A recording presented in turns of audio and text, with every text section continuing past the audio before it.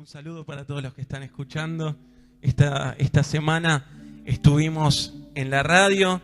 Yo quiero, antes que nada, vamos a orar para que el Señor guíe esta palabra, pero también quiero orar por todas las personas que nos están escuchando, que tal vez no conocen a Cristo. Vamos a hacer la oración en este momento para que el Señor toque su corazón y ellos puedan entender lo que vamos a hablar en esta noche. Amén. Cerrad tus ojos conmigo y vamos a pedirle: Padre Celestial, Señor, en este momento, en el nombre de Jesús, Señor, te encomendamos esta palabra, Señor. Te pedimos que tu Espíritu Santo sea que hable en esta noche, Señor. Morimos a nuestra carne, Señor, y te pedimos que se destapen los oídos espirituales, Señor. Y ahí todos los oyentes que nos están escuchando, Señor, a cualquier hora que nos estén escuchando, yo oro por ellos, Señor, y declaro, Señor, declaro la libertad. Y, Señor, declaro que las mentes son desentumbadas, Señor, que sacas toda estrategia satánica, Señor, todo entumecimiento espiritual, entumecimiento de la mente, tú la sacas ahora para que podamos entender, Señor, lo que vos tenés para nosotros. En el nombre de Jesús, amén y amén. Muy bien, hoy te quiero compartir una palabra que Dios me mostró esta semana y el título es un encuentro eficaz. Un encuentro eficaz. No se refiere a los encuentros que tenemos 2 por año, no. Es un encuentro eficaz y ahora me vas a entender de qué encuentro te estoy hablando. Si tenés tu espada ahí, espero que la hayas traído, y si no, te prestamos una. Abrimos en 1 de Samuel 6:18. 1 de Samuel 6:18.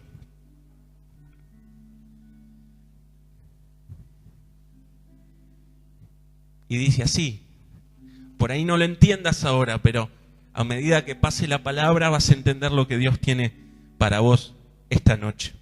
Dice así: y por cada ciudad y pueblo enviaron un ratón de oro. En cuanto a la gran piedra sobre la que colocaron el cofre del pacto de Dios, hasta el día de hoy se conserva en el campo de Josué, el de Bet-Semes, como testimonio de todo esto. Sí, lo leemos de vuelta. Y por cada ciudad y pueblo enviaron un ratón de oro. En cuanto a la gran piedra sobre la que colocaron el cofre del pacto de Dios, hasta el día de hoy se conserva en el campo de Josué, el de Bet-Semes, como testimonio de todo esto. ¿Qué está diciendo, no? Como que sacó un versículo y lo... Bueno, ahora te voy a mostrar lo que el Señor me reveló en esta semana. Una semana complicada, una semana con luchas, pero una semana en victoria. Amén. Dice, a ver, nosotros somos guerreros en Cristo, y ¿cómo vamos a tener la victoria si no tenemos batallas? Entonces va a haber una batalla todos los días. Depende de cómo nos plantemos nosotros frente al enemigo. El enemigo, su fuerza lamentablemente no la va a perder todavía porque está suelto ahí y va a buscar estrategias diferentes. Lo importante es cómo nosotros nos paremos delante de él. Amén. Entonces todos tenemos días y cosas complicadas que se nos complican a veces o nos quieren complicar el día, pero bueno, el Señor nos ha dado la victoria. Todos los que estamos acá, creo que hemos entendido, aceptado a Cristo en nuestro corazón. Amén. Todos los hemos aceptado acá, ¿no? Creo que todos somos bautizados, todos. Bien. Entonces, por ahí hay algunas cosas que me las vas a entender más fácil. Las pruebas y las dificultades que aparecen día a día, a veces provocan que nos falte fe, que nos falte confianza, ¿sí? O todos responden de manera positiva ante un choque de auto. Que Dios te bendiga. Me chocaste el auto, que Dios te bendiga. No. Son pruebas. A ninguno le gusta que le aumenten los impuestos, a nadie le gusta que, perder plata, a nadie le gusta que le choquen el auto. ¿O no? ¿A alguno le gusta? Acá no. Bien. Entonces, son pruebas que hay que aprender a superar. Y esas pruebas muchas veces hacen que nosotros perdamos la confianza en Dios y nos entibiamos. ¿Sí? Nos entibiamos y nos alejamos de Él por unos u otros motivos, ¿sí? Entonces, esto pasa como un matrimonio. ¿Vieron cuando un matrimonio está discutiendo bien, porque se puede discutir bien, están discutiendo, están planteando ideas diferentes y, como decimos, hay una tensa calma. El primero que dice algo parece que se arma la podrida. Entonces es así, y a eso nos pasa con Dios. Con Dios estamos ahí como en una tensa calma hasta que un día despotricamos y decimos de todo. Señor, pero no me bendecís, no me ayudás con esto, mi hijo sigue apartado, yo tengo esta enfermedad, bueno, así, y despotricamos contra Dios. La diferencia que hay con un matrimonio es que acá Dios no nos echa nada en cara, ¿sí? Dios se queda calladito y nos escucha y evalúa. En cambio, en el matrimonio, bueno, pueden revolearse platos, no es aconsejable, pero pasa. Entonces, esa es la diferencia que hay con un matrimonio, pero nuestra vida o nuestra relación con Dios es así, es como una bomba que en cualquier momento está por explotar. Si cortamos el cable rojo, chau, explota todo. ¿No? ¿A alguien le ha pasado esto? No, o a ninguno. Si no le pasó a ninguno, bueno, nos vamos, porque esto es para los que le pasó eso. Entonces estamos ahí con la bomba y cortamos el cable rojo y explota todo. Y nuestra relación es así con Dios. A veces nos desilusionamos de cosas que ni siquiera Él nos prometió, que nosotros no podemos hacer por nuestras fuerzas. Entonces le echamos toda la culpa a Dios. Porque es muy fácil echarle la culpa a Dios.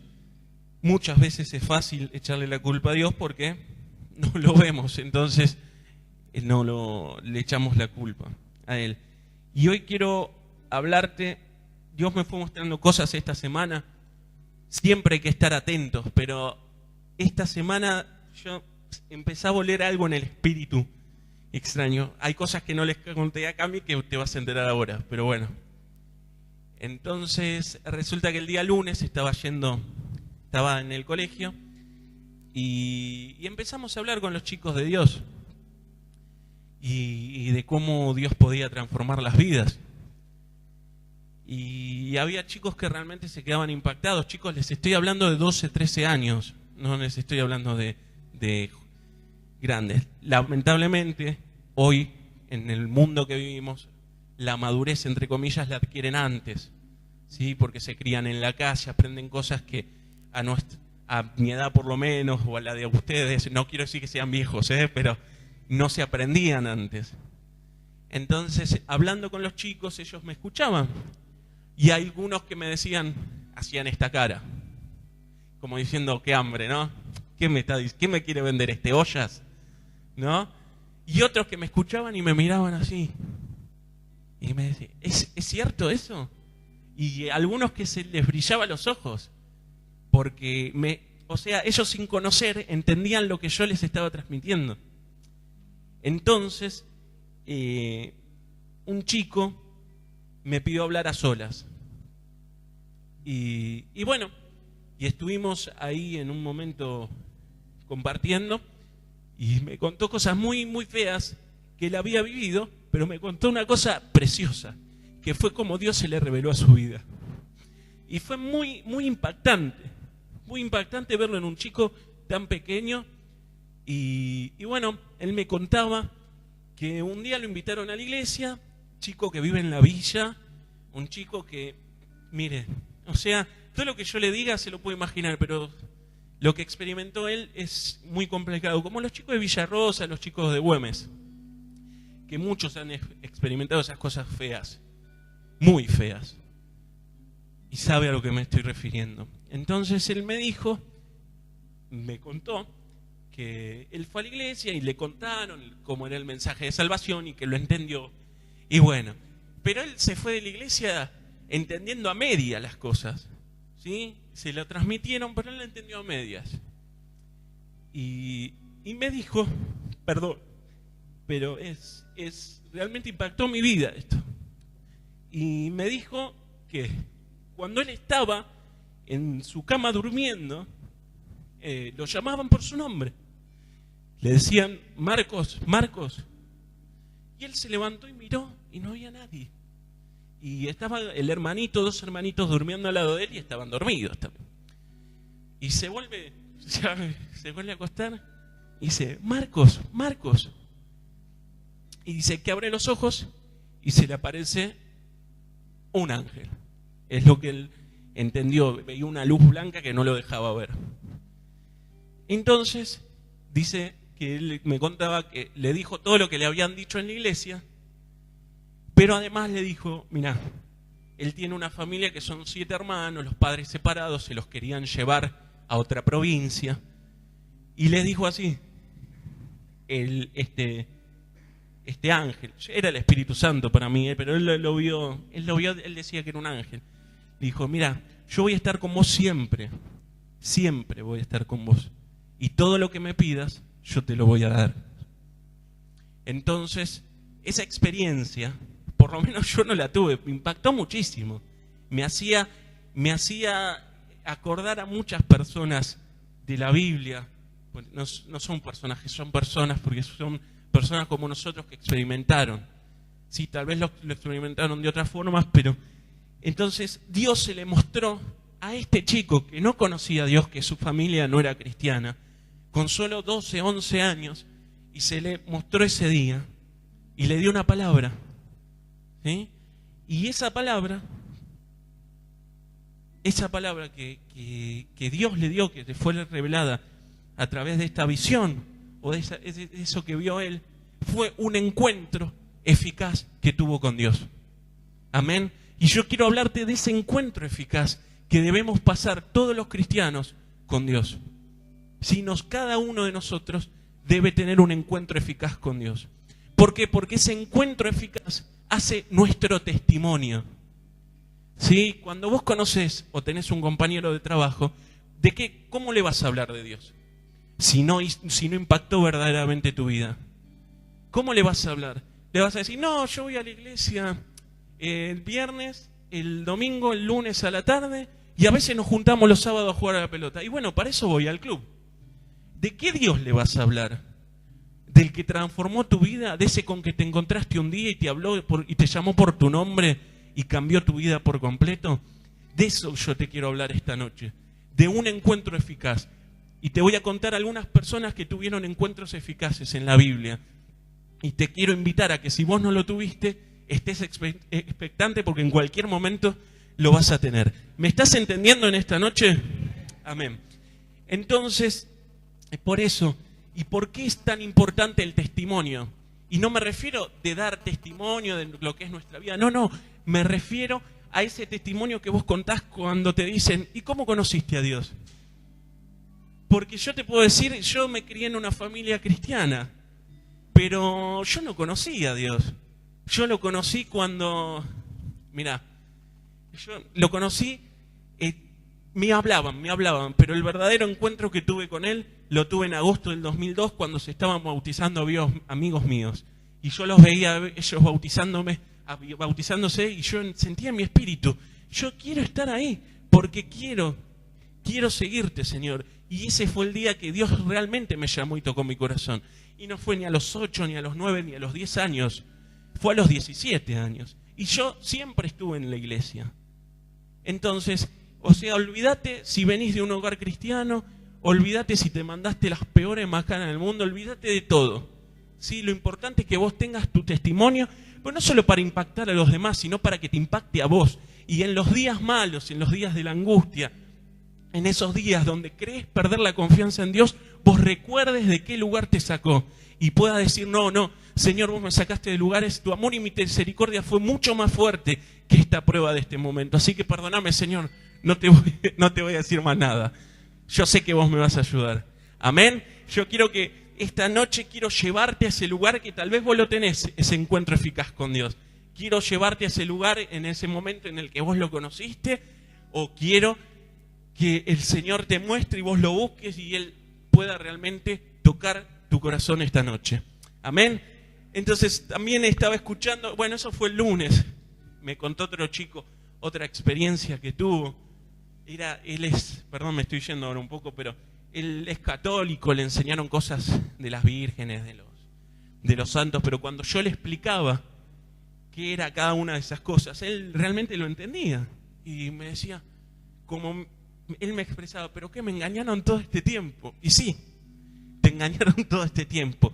Lo bueno es que tenés 12 años y estás bastante verdecito para darte cuenta. Estás a la edad justa. Y todo lo que no vivimos nosotros, él tal vez lo va a poder vivir de la mano de Dios. Amén. Entonces, fueron experiencias que se fueron sumando y Dios me fue impactando con esos testimonios de chicos que no se congregan, simplemente que Dios los llamó en algún momento, como nos llamó a nosotros.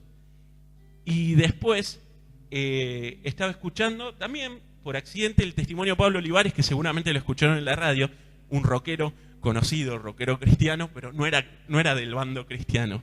También un chico a los 15 años se fue de su casa, la familia cristiana, se fue de su casa, hizo un pacto con el diablo, fundó una banda de halógena que era rock metálico, metal, ¿no?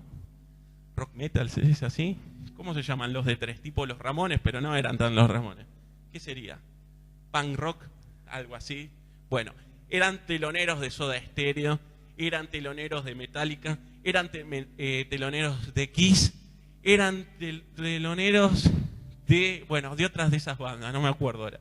De los que le dije seguro, él lo cuenta en el testimonio. Y resulta que él odiaba profundamente a Dios y todo lo que tenía que ver con Dios, en especial su mamá, porque era la mujer que oraba por él, ¿sí? Y que cuando llegaba a la casa lo reprendía, ¿no? Pero la odiaba a ella, odiaba a Dios y a todo lo que tenía que ver con Dios.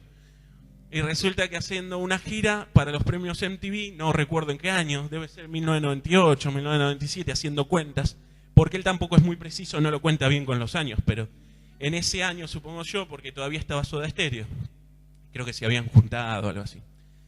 Entonces agarra y sale a comprar una guitarra a los barrios de México, que como está ahora las calles acá, tipo Loma de Zamora, bueno, 10 o 15 veces peor.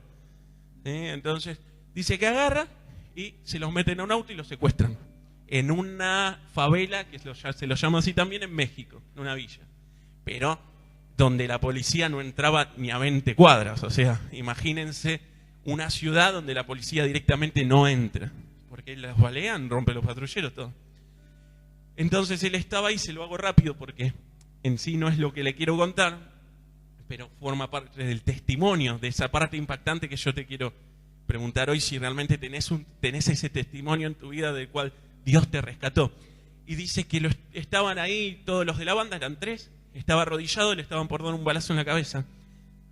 Y el que le apunta le dice, ¿crees en Dios? Y él se queda y no le responde. Y piensa. Y él dice que le sale a decir sí. Y le saca la pistola y dice, menos mal que me dijiste que sí, porque si me decías que no, te mataba. Le dice el delincuente, el secuestrador. Entonces dice que después de eso se pusieron a llorar los 3 músicos, él tocado en el espíritu, porque no podía entender cómo él, dentro de su egoísmo, dentro de su odio a Dios, Dios en cierto punto lo había salvado de la muerte. Porque al decir él que él creía en Dios, el secuestrador no lo había matado. Dice que en ese instante los secuestradores se empezaron a pelear y, bueno, los agarraron, los pusieron en un auto y los llevaron. Les dijeron, bájense acá, miren para allá y no se den vuelta porque si no, bueno, la cosa es que quedaron libres. En ese instante, él dijo, dejo la banda, se vuelve a Buenos Aires y, bueno, y empieza a buscar ayuda y, bueno, la encuentra su madre. Bueno, la cosa es que es un siervo de Dios, va por iglesias cantando sus canciones cristianas, ya grabó como 3, 4 discos, bueno, los que lo conocen tal vez algunos no. Pablo Olivares. Entonces, ese es un testimonio realmente impactante. Y como yo lo escuchaba y decía, ¿para qué los cristianos tenemos un testimonio? ¿Para impactar a los demás? Y yo te digo que en cierto punto puede ser que impacte la vida de alguien. Pero ¿sabés para qué sirve el testimonio? Poneme por favor el versículo que leímos recién. Porque esto es Dios me lo reveló. Mira, dice, 6:18 dice, y por cada ciudad y pueblo enviaron un ratón de oro. En cuanto a la gran piedra sobre la que colocaron el cofre del pacto de Dios, hasta el día de hoy se conserva en campo de Josué, el Bet Semes, como testimonio de todo esto. La gran piedra representa tu testimonio, representa tu encuentro con Dios, representa ese encuentro eficaz. Cuando vos tenés ese encuentro eficaz con Dios, pónemelo por favor, mira qué dice ahí. Y sobre la piedra la colocaron el cofre del pacto de Dios. ¿Qué representa el cofre del pacto? La presencia de Dios. O sea que cuando vos tenés un encuentro eficaz con Dios, la presencia de Dios se postra sobre tu vida. Amén, se postra sobre ese encuentro. Esa es la base de tu testimonio. ¿Sí?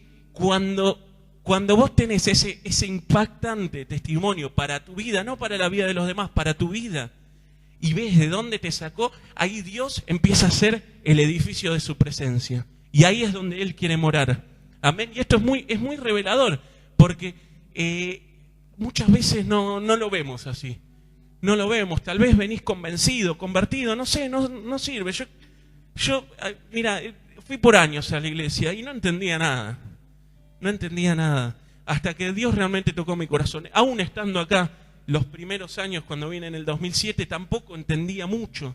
Por más que Dios ya me había tocado en algún momento. Pero no entendía mucho. Hasta que el Espíritu Santo llegó a mi vida. Y tuve ese encuentro eficaz. Y a partir de ahí, la presencia de Dios se posó o fue colocada sobre ese testimonio, sobre ese encuentro. Es como que queda sellado. Dice, listo, ya está, es mío. Amén. ¿Me estás entendiendo? Yo quería mostrarte esto primero en esta noche. Dice, los testimonios nos impactan, pero te quiero contar la historia o 3 tipos de testimonios o de encuentros eficaces, como quieras llamarlos, que encontré en la palabra o que Dios me mostró, porque hay muchísimos, pero quiero mostrarte 3. Primero, si me acompañás a Hechos 9, del 1 al 9. Hechos 9, del 1 al 9. El que está afilado con la Biblia sabe de quién les puedo hablar. A ver, ¿alguien se imagina de quién les voy a hablar? De Pablo. Muy bien. Les voy a hablar de Pablo. Y Pablo, yo lo clasifiqué así, tuvo un giro de 180 grados. ¿Sí? Entonces, el primer tipo de testimonio que encontramos o de encuentro que encontramos con Dios es un giro de 180 grados. Mira, Hechos 9 del 1 al 9 lo leo todo de corrido. Dice, Saulo, porque no era Pablo en ese momento, estaba furioso y amenazaba con matar a todos los seguidores del Señor Jesús. Por eso fue a pedirle al jefe de los sacerdotes unas cartas con un permiso especial. Quería ir a la ciudad de Damasco y sacar de las sinagogas a todos los que quisieran, a los que siguieran las enseñanzas de Jesús, para llevarlos presos a la cárcel de Jerusalén. Ya estaba Saulo por llegar a Damasco cuando de pronto, desde el cielo, lo rodeó un gran resplandor, como de un rayo. Saulo cayó al suelo y una voz le dijo, Saulo, Saulo, ¿por qué me persigues? ¿Quién eres, Señor?, preguntó Saulo. Yo soy Jesús, respondió la voz. Es a mí quien estás persiguiendo, pero levántate y entra en la ciudad, que así sabrás lo que tienes que hacer. Los hombres que iban con Saulo se quedaron muy asustados, pues oyeron la voz, pero no vieron a nadie. Por fin, Saulo se puso de pie, pero aunque tenía los ojos abiertos, no podía ver nada. Entonces lo tomaron de la mano y lo llevaron a la ciudad de Damasco. Allí Saulo estuvo ciego durante 3 días y no quiso comer ni beber nada. Y esta fue la primera que me hizo acordar a Marcos, ¿no? A este chico que les conté. Aunque él no persigue ni mata a cristianos, pero el encuentro me hizo acordar. Y acá, este es un caso, es un giro de 180 grados, ¿sí? Porque lo llamé así, porque una persona con odio, ¿sí?, que creía en Dios, porque creía en Dios, no lo aceptaba, pero creía que existía, y creía que existía Jesús, por eso le molestaba tanto, por eso iba a matar y mandaba a matar a todos los cristianos. Hace hasta lo imposible para desagradar a Dios. Saulo, no Pablo, Saulo. Ataca a todos, los que están involucrados con Dios. Sin embargo, Jesucristo va y lo busca y se le presenta de esa forma sobrenatural. Amén. Lo tenemos entonces, un giro de 180 grados en la vida de Pablo. Ese fue su encuentro eficaz. Y quiero leerte en Hechos 22:14 el relato de Pablo, porque acá tenemos el relato de lo que está diciendo Lucas, que lo escribe, ¿no? Pero yo te quiero mostrar lo que Pablo dice que sintió en ese momento. 22:14-16. Entonces él me dijo: el Dios de nuestros antepasados te ha elegido para que conozcas sus planes. Él quiere que veas a Jesús, quien es justo, y que oigas su voz. Porque tú le anunciarás a todo el mundo lo que has visto y lo que has oído. Así que no esperes más, levántate, bautízate y pídele al Señor que perdone tus pecados. En realidad acá está hablando de Ananías, ¿sí? Lo que le dice el profeta de Dios, Ananías, a Pablo ya, cuando es convertido. Pero fue muy impactado, tanto que no pudo ver y tanto que cambió su nombre. Su nombre era Saulo, pasó a ser Pablo. Entonces, ese fue un giro de 180 grados. Amén, ¿me estás entendiendo? Entonces tenemos, primer encuentro eficaz es un giro de 180 grados. Segundo encuentro eficaz, y este lo llamé el encuentro eficaz desde la cuna, que a mí no me sirvió, pero a Samuel me parece que sí. Primera de Samuel 3:1-10. Te voy a pasear así no te me dormís, por favor. Les contamos que son cerca de las 10 a las personas que están escuchando. Primera de Samuel 3, del 1 al 10. Dice así. Te cuento un poquito. Ana, la mamá de Samuel, no podía tener hijos con Elcana, ¿sí? Que era el futuro papá. Entonces ella va y le pide a Dios delante de Elí, le hace una promesa y Dios le concede a Samuel, ¿sí? Que Samuel vendría a ser el hijo de la promesa que tuvo Dios con Ana. Muy bien, eso pasa en los primeros capítulos de Samuel. En 1 Samuel 3, del 1 al 10 dice así: Elí, que era el sacerdote, y Samuel estaban ya acostados, cada uno en su habitación. Samuel dormía en el santuario, que es donde estaba el cofre del pacto de Dios. O sea, qué privilegiado, ¿no? Y Dios Samuel, dijo Dios. Samuel fue corriendo al cuarto de Elí y le dijo: aquí estoy, ¿en qué puedo servirle? Elí le respondió: pero yo no te llamé, anda y vuelve a acostarte. Samuel fue y se acostó, pero Dios volvió a llamarlo: Samuel, Samuel. Él se levantó y fue de nuevo a ver a Elí. Aquí estoy, le dijo: ¿en qué puedo servirle? Elí le respondió: que yo no te llamé, hijo mío, anda, vuelve a acostarte. Samuel estaba confundido porque aún no conocía la voz de Dios. Esta era la primera vez que Dios le hablaba. Por tercera vez Dios lo llamó: Samuel, Samuel, Samuel. Samuel, se levantó, fue a donde estaba Elí y le dijo: aquí estoy, ¿en qué puedo servirle? En ese momento Elí comprendió que era Dios quien llamaba al niño. Así que le dijo: anda a acostarte, y si oyes otra vez que te llaman, contesta así: dime, Dios mío, ¿en qué puedo servirte?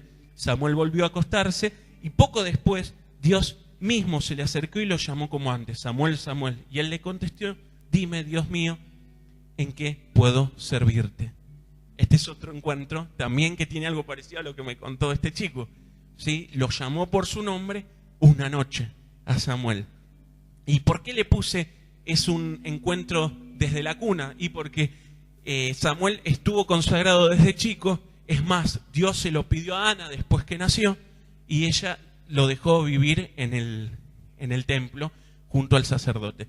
Y él vivía y dormía cerca del arca del pacto, que era cerca de la presencia de Dios. O sea, siempre estuvo rodeado por Dios hasta que un día Dios lo llamó y lo fue a buscar.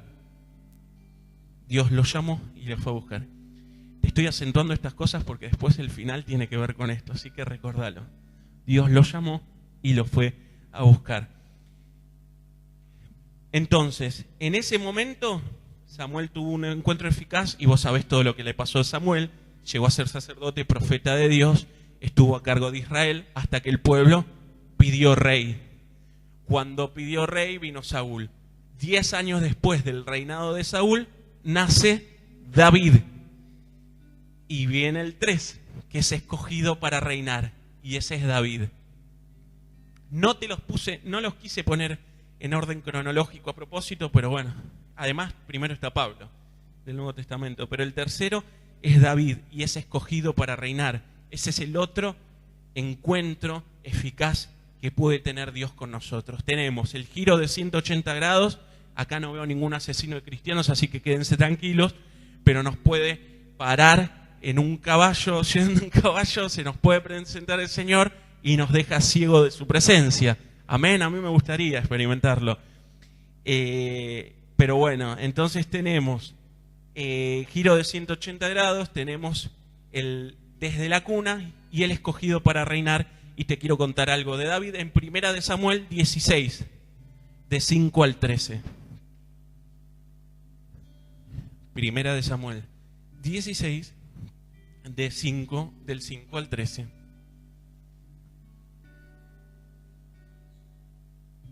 Te comento. Va a la casa del padre de David porque Dios lo había mandado, pero él fue a hacer un acting, digamos, ¿no? Porque él no podía decirle al padre de David para qué iba. Entonces llega a la casa de David y le dice, esto empieza justo como cuando le contesta él al padre de David. Samuel le contestó, todo está bien, no pasa nada, solo vine a presentarle a Dios esta ofrenda. Prepárense y vengan conmigo al culto, le dice al papá de David y a todos los hijos de David, a los hermanos de David. Samuel mismo preparó a Jesé, que era el padre de David, y a sus hijos para que pudieran acompañarlo al culto. Cuando llegaron, Samuel vio a Eliab y pensó, estoy seguro de que Dios ha elegido a este joven. Era uno de los hermanos de David. Pero Dios le dijo, Samuel, no te fijes en su apariencia ni en su gran estatura. Este no es mi elegido. Yo no me fijo en las apariencias, yo me fijo en el corazón. Amén. Jesé llamó entonces a Abinadab, y estos nombres que tienen, por favor, y se lo presentó a Samuel. Pero Samuel le dijo, tampoco a este elegido ha elegido Dios. Luego Jesé llamó a Samá, pero Samuel le dijo, tampoco a este ha elegido Dios. Jesé presentó a Samuel 7 hijos suyos. Pero Samuel le dijo que ninguno de ellos era el elegido de Dios. Finalmente le preguntó a Jesé, ¿ya no tienes más hijos? Y Jesé le contestó, tengo otro, que es más joven, está ahí cuidando las ovejas. Samuel le dijo, mándalo a llamar, pues no podemos continuar hasta que él venga. Jesé hizo llamar a David, que era un joven de piel morena, ojos brillantes y muy bien parecido. Entonces Dios le dijo a Samuel, levántate, échale aceite en la cabeza, porque él es mi elegido. Samuel tomó aceite, lo derramó sobre David en presencia de sus hermanos. Después de eso regresó a Ramá. En cuanto a David, desde ese día el Espíritu de Dios lo llenó de su poder. Y vemos otro caso donde Dios, a través de Samuel, va a buscar a David. David fue uno de los grandes reyes de Israel y fue escogido por Dios y fue escogido para reinar. Por eso yo te puse acá el tercer punto, es el encuentro eficaz de ser escogido para reinar, y es este que tuvo David. David, solitario, menospreciado, solito en el campo, el más chiquito, lo mandaban a hacer el trabajo pesado. Sin embargo, Dios quería a ese, ¿sí? Tal vez somos los que no recibimos nada de los seres humanos, tal vez no recibimos una herencia de nuestros padres, pero sí somos señalados por Dios para ser escogidos, para reinar. Amén. Entonces, este fue David, el escogido para reinar, y tuvo ese encuentro con Dios. A partir de ese día que fue ungido, su vida cambió por completo, ¿sí? Luchó desde contra un oso hasta contra Goliat. No perdió ni una batalla. Dice la palabra que no perdió ni una batalla. La pasó mal en algún momento, ¿sí? Y se mandó macanas, pero la misericordia y el amor de Dios lo alcanzó en todo momento. ¿Por qué? Porque como te decía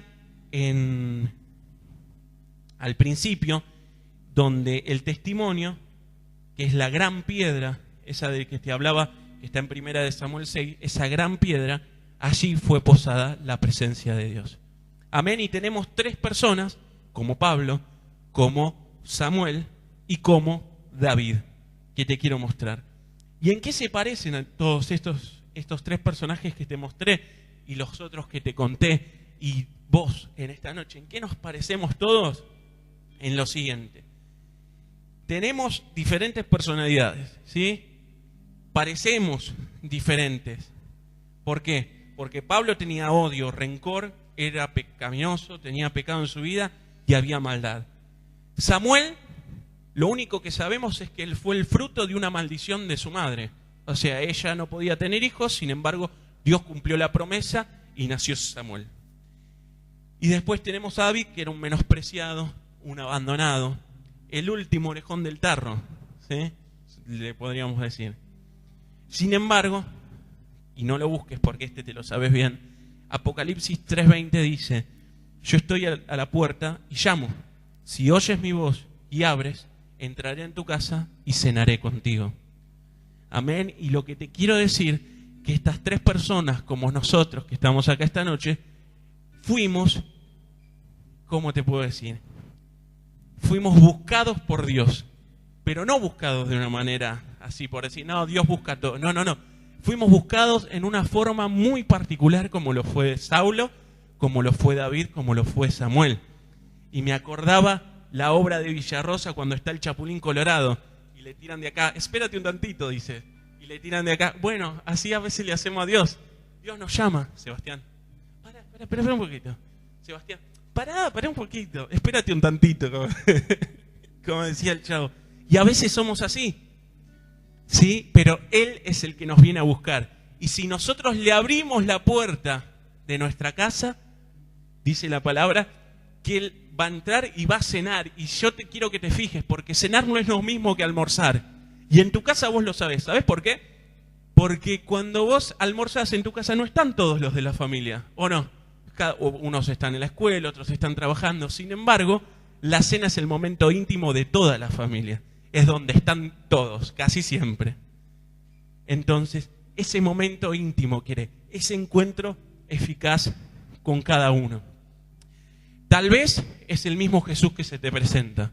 Tal vez, como le pasó a Pablo, tal vez es un profeta que te viene a dar una palabra de parte de Dios. Tal vez es en tu habitación, solo orando. Yo eso no te lo puedo decir y no sé cómo va a ser. Pero tu testimonio empieza a partir del día que le abrís la puerta y de que tenés ese encuentro eficaz con Él. Yo te voy a invitar en esta noche a que te puedas poner de pie y vamos a estar compartiendo esto.